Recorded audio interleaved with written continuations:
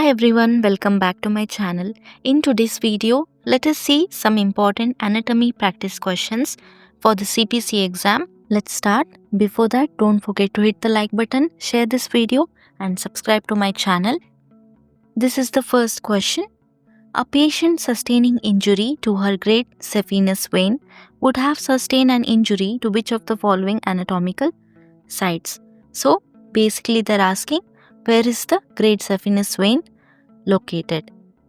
The correct answer for this question is leg, because saphenous vein is the large subcutaneous superficial vein of the leg. In the CPC exam, there will be 4 options, but here I am directly giving the answers. Next question.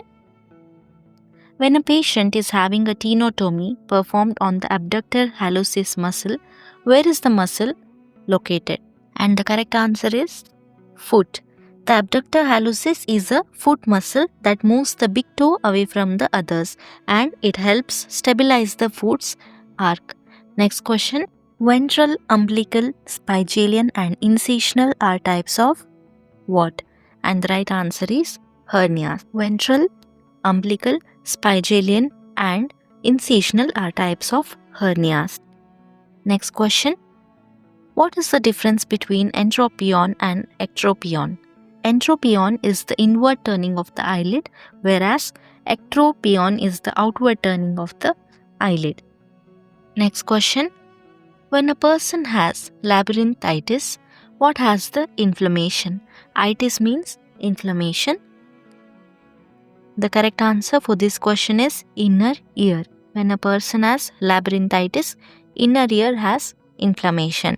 Next question. A pediatrician examines an adolescent that has thoracic curvature of the spine. What is this condition called? So the thoracic curvature of the spine is known as kyphosis. Next question. Which disorder causes paralysis of the facial nerve? The correct answer is Bell's palsy. Next question. Sebaceous glands are part of which anatomical system? Sebaceous glands are a part of the integumentary system. When you're watching this video, please note down everything in your book. It will be very helpful for you to revise. Next question. What is the result of ureteral blockage? If there is ureteral blockage, urine will not be able to flow from the kidney to the bladder. Next question. What part of the eye is primarily responsible for refracting light and focusing it onto the retina? The correct answer is lens.